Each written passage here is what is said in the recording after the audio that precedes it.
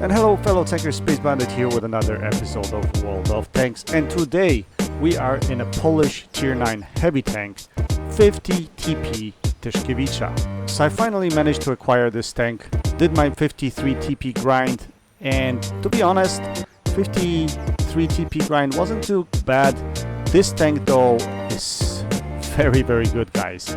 First of all, the big alpha on this gun is absolutely fantastic. We're talking about 560 alpha average on this gun. Obviously you're gonna roll less, closer to 500 sometimes you're gonna roll more, over 600, but it packs a huge punch. Now the biggest problem with this gun, I would say, is the long reload.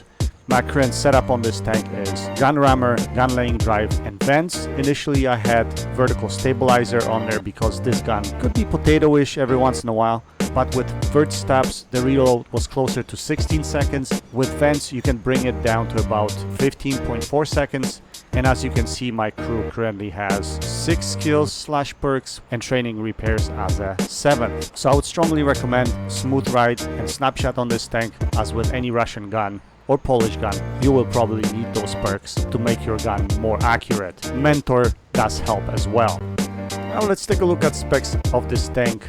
As far as gun is concerned, you have 130mm gun on this tank with rate of fire of 3.21, which is not the greatest. Actually, this tank will struggle in isolated situations, so you have to always make sure that you're with your friendlies when you're playing this tank. Aim time of 3.2 seconds. Again, it's very Russian-like aim time, so when you get to this line, you're gonna have to get used to this long aim time and try to compensate it with crew skills. As far as penetration goes, 250mm on standard AP rounds, 303mm of penetration on premium APCR rounds. Yes, that's actually great on this tank. It actually has APCR rounds as premium, and penetration values on our premium rounds are actually pretty spectacular. Alpha on this tank, 560 average. Very good, but again, with over 15-second reload you have to be really cautious not to get ISO'd in this tank. Traverse speed of 26 degrees per second. Turret armor, quite fantastic. 230mm out front, 160 on a side and 100 on a back. If you're facing your opposition with this tank with front turret, they will have heck of a hard time penetrating it, and this tank can play hold down nicely with -8 degrees of gun depression, which is not spectacular, but you can get around with that quite easily playing the ridgeline.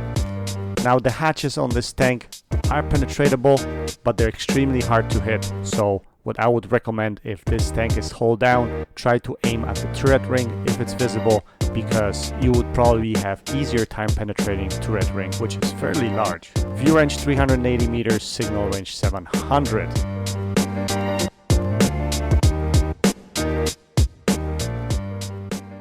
Okay, so I got 2 games for you today, guys. The first game will be on Dragon Ridge. We are top tier in this matchup, and both games are pretty good. I think the first game is Class 1 Mastery, and game 2 will be Ace Tanker. Yes, I actually managed to put up Ace Tanker in this tank.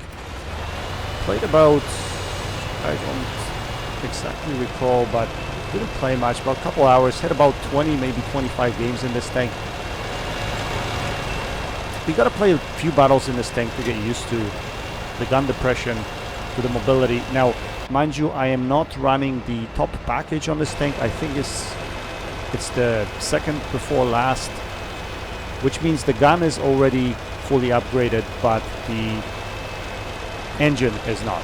So there is another upgrade for the engine if you want to go with that, or if you don't want to bother with that, I think this tank gets around alright. You don't have to go with the last package, but if you really like playing this tank, maybe you could consider getting the engine upgrade. So on Dragon Ridge, basically, well, first of all, I didn't realize that this was team destruction mode. Initially I thought it was the flag based mode, so I was clicking at area F8 because I like fighting out of there, especially if you have a little bit of gun depression.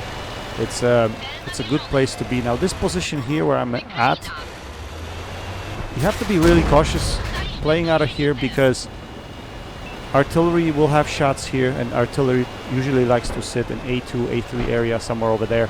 And also, when the opposition wins area E3 or E4, they have shots on you from there. So right now I'm kind of gauging the situation, and I'm wondering if I'm going to get shot at. So I'm going to poke out here and there and see if there are any shots incoming from that location. And if there are shots, I will drop further out, drop my 6 cents, and I'm going to wait and see if my tanks that are in the field are going to engage these guys that are shooting at me. So at this point in time, there's nothing really scary here. Nothing can really pen me. Now, one thing that I want to point out with this tank is because of a long over 15 second reload, I would suggest that you play it really patiently. Be really selective with your shots. Oh, there, you saw a shell whistling by me right there, so I know something is paying attention to me from that area. So what I'm gonna do is back up, and I'm gonna mark that location so that my friendlies know where the fire is incoming from, and hopefully they can go and spot for me. Now, I don't know what's there. Whatever was shooting at me didn't penetrate me, so I don't think it's a big gun, but still, better be safe than sorry. And there we go. There's T-54 trying to hit me, so we're gonna try to line a shot at him, but he disappears there. Now I have clear line of sight here. Can we put a shell into him? Yes, we put a shell into him for 5 and 18. We low rolled a little bit there. Yeah, but going back to what I was saying, with this tank, guys, you're gonna have to be really selective with your shots, because again, your reload is so slow. You have to be really mindful. So what I usually do is I take time to aim with this tank. I play it sort of like any tank with big guns, something like a Death Star, for instance, where you don't want to just shoot. You want to make sure you aim well before you shoot. So that's how I play this tank, pretty much. So these guys keep on giving me shots, Now you see this Emo 2 going down here, and they're so anxious trying to take out our tanks on this side. Whoever it was, I think it was a Conqueror over there. They were so anxious to take this guy out that they were just throwing tanks away. And you know, that position where the Conqueror was, it's a very powerful position, because you're basically, what he was doing is trying to draw these guys, right? Try to draw them out, and anyone in the field can have shots at these guys there. So yeah, it's a bad position. Now here we're gonna line up that quick shot over there. I think that was T-34, if I'm not mistaken. We just quickly auto-aimed and fired, and we take him out of the game. So we're gonna try to progress a bit further here. I'm playing very cautiously and still hold down, trying to maintain my hit points. No game is safe until it's over, guys. That's my thinking process. I want to make sure that I play it cautiously and give up hit points only when I have to. So that's the way I usually play. Now, again, like I mentioned in my previous videos, it doesn't mean that you shouldn't be aggressive. You should still be very aggressive playing the game. Just know your tank's strengths and play to those strengths, right? So this tank's strength is the turret armor, so that's what I'm trying to do. Use the gun depression and use the turret armor. Now here, I don't care anymore. It's closing time right now, so I don't care if I actually expose, you know, side of my tank. And I'm gonna get punished here because the guy actually ammo racks me on a first shot. So we're gonna have to repair that ammo rack. But it doesn't matter. It's kind of closeout time now, so I don't care going forward and engaging. Unfortunately, my friendly gets taken out by artillery, which is quite unfortunate because I like having friendly with me in this tank, especially you know, a medium tank. It's good to pair up with a medium tank while playing this tank because of the long reload, right? So I was going to go up to E6 and trying to engage the heavy tank and a tank destroyer, but I noticed that no one's really paying attention to this T-54. So I am relatively full health, so I'm gonna throw myself out and I'm gonna try to take him out of the game. We're gonna bounce the first shell. Actually, no, we didn't bounce. He penetrated us. But we're gonna penetrate him as well. Now I was trying to push him up the hill, and I should have actually been pushing there, and instead I backed off and he manages to get away. And then my controller screws up.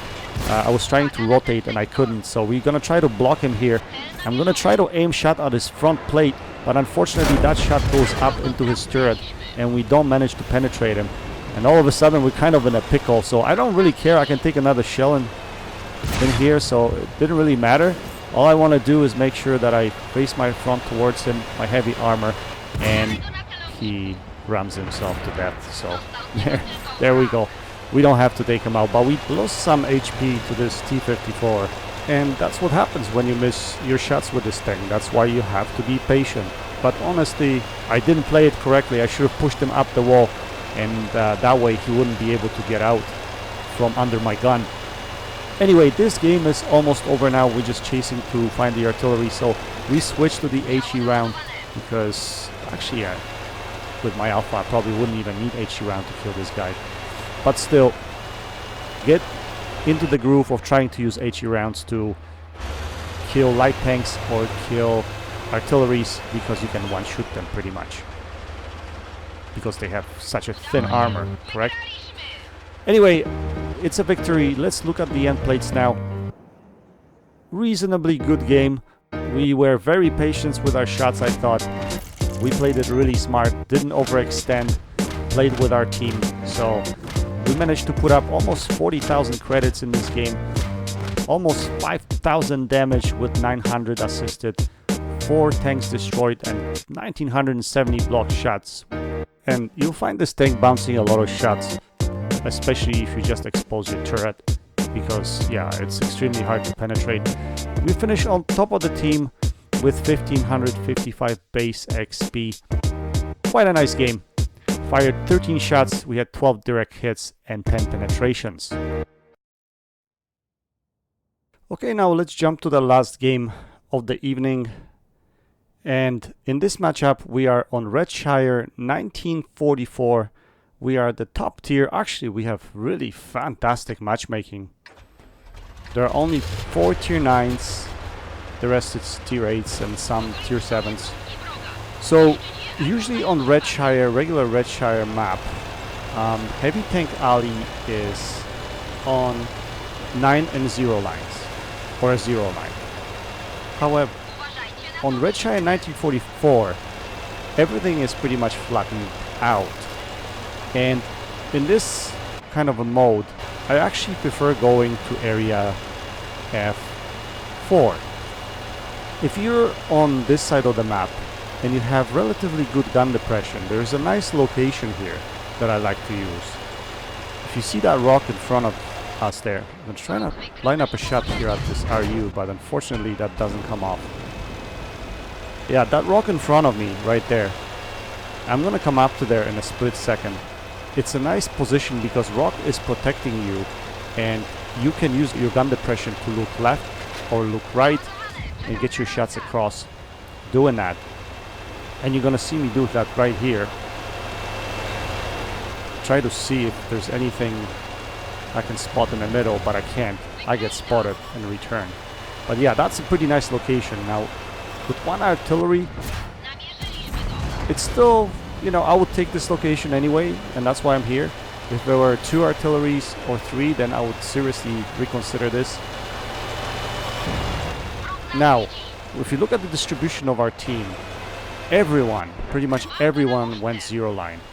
And at this point in time, I was thinking to myself, did I make a mistake coming over here? Because I'm gonna have to pretty much hold the whole flank here, and there's another heavy tank with me that just got taken out. So at this point I'm thinking, oh my god, I think I should be dropping here.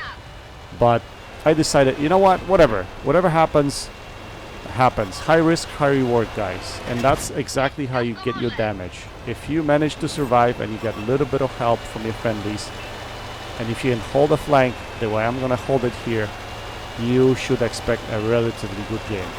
So I'm gonna use this ridge here in front of me.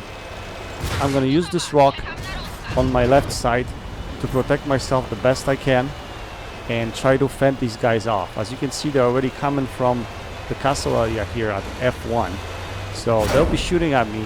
So I'm gonna try to use this rock effectively to side scrape. At the same time, I'm paying attention to the map to see if there's anyone actually poking over the ridge trying to hit me from you know, from the side. But luckily these guys didn't overcrowd me. They didn't run me over. I mean, what they probably should have done is run me over, because as you notice there at F6, my heavy tanks completely disengaged. They went the other way, on the other side of the map. So the only tank that I have that is supporting me at this point in time is the medium tank at K2. And I don't really know how much he's supporting me at this point in time, but all I know here is I gotta hold. That's all I gotta do. So during my reload, I'm hiding behind a rock. As you can see, that reload is pretty bad, 1578, and that was the reload with without vents, right? I didn't have vents. I had enhanced gun lane drive in this game, so yeah, so the reload is quite long. Once you put vents on, your reload is gonna drop to about 15.4, or somewhere around there. And if you use combat ratios, you might even drop it to close to 15. Actually, almost 15. So yeah, we're gonna hold this position. As you can see, the Reds decided to drop to defend the base, which takes pressure off of me, really, when you think about it. They're all gonna drop. Even the T10, I think, went all the way back to help and defend the base. So it will give me opportunity to move forward in a split second. But before I do that, I'm just waiting for this TVP to poke out. Hopefully I can put a shell into him, but he decides not to do that. So what I'm gonna do is I'm gonna push forward right now. I know everyone cleared pretty much to defend the base, except for this TVP. Unless there is something else that wasn't spotted in the castle area. But yeah, I'm gonna try to put a shell into him right here. We auto-aim like a pleb. Instead of manually aiming, we just kind of fired. And with this tank, if you do that, yeah, you're gonna wait quite a long time to get your reload back. But I'm not scared of this guy, so I'm gonna try to push him. I think he's the only one remaining in the castle area. I see my medium tank pushing as well, but all of a sudden we spot this heavy tank. I didn't know what it was initially, then it turns out to be T-32. So we should be easily able to dispatch him. Now I've switched to APCR rounds to face the T10, but I don't really need those APCR rounds right here. But because I want to maintain my rate of fire, I'm not switching here, so I'm gonna continue firing them. But yeah, AP shells will be completely fine here with 250 millimeters of penetration. TVP bounces off of me, so we're gonna move forward a little bit more. And we're gonna try to take him out of the game. Now, here when I go around the building, I wanna make sure that my turret rotates all the way around. So instead of firing on the move, I kind of stop to make sure that my turret has rotated before I fire the shell. And you guys will see in many cases, if you do stuff like that, when your turret is rotating, you're trying to shoot, you're gonna miss a shot.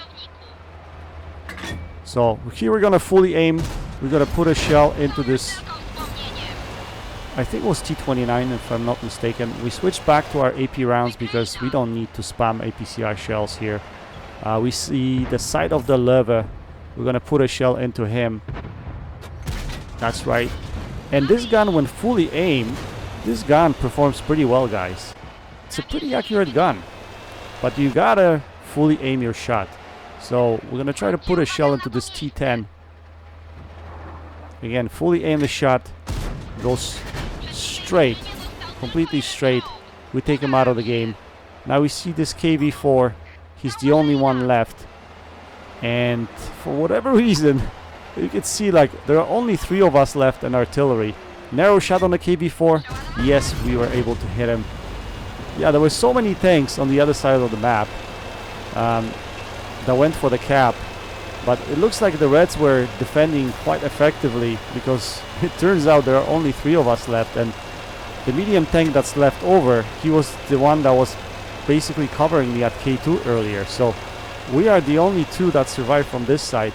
And I don't know where Yak Tiger was. He could have been on the other side, I'm not sure, or he could have went through the middle. But here at this point, I didn't think I could get to this shot, so to that kill, so basically I started just goofing around. But we do manage to take one more shot at this KV4, but we didn't manage to penetrate him. Anyway, it's a victory. Let's take a look at the end plates and see how we did. So we managed to make 56,000 credits. So even if you fire, you know, prem rounds in this tank, it still come out pretty good. We managed to put up 6.1, almost 6.2k damage. Very nice result. 2,800 blocked damage, which is also fantastic. We also managed to pitch in 757 assisted damage, which brings combined total to almost 7k combined damage. Very, very nice result. We get Mastery Ace Tanker for this game. We finished with 1,671 base XP. We had 3 kills and we got 5 medals. We fired 17 shots. We had 13 direct hits and 12 penetrations. So efficiency wasn't the greatest, but we managed to persevere. Anyway guys, I hope you enjoyed this video. Go check out Clone Guy 72 and Got a Dinghy. That's it for now. Until next time, happy tanking, Space Bandit, checking out.